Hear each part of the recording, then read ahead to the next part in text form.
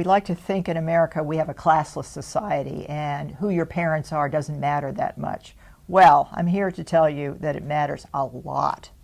So, the research that's in the book shows very clearly that family background has a huge influence on where children end up.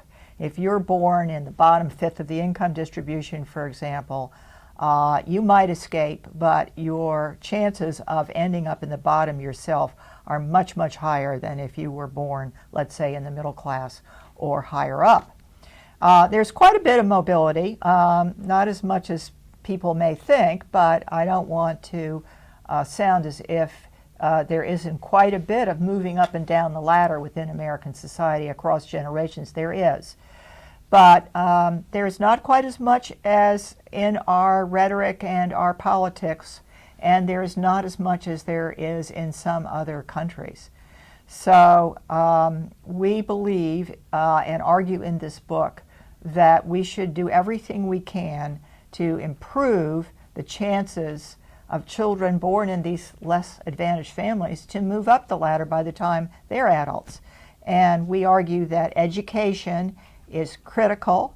Opportunity lies through the schoolhouse door, and we have a whole chapter on education starting from pre-K, moving through the K through 12 years, and including what happens at the post-secondary level. And we have a range of policy prescriptions, quite specific, that we put forward in that arena.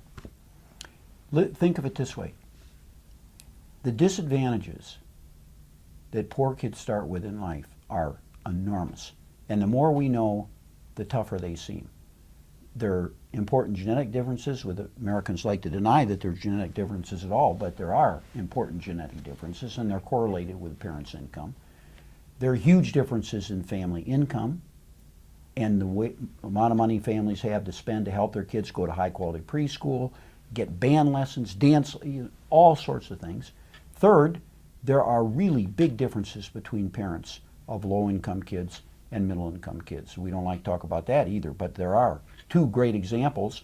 Parents of low-income kids are more likely to use harsh parenting, and we have so many studies that show that harsh parenting is correlated with poorer outcomes.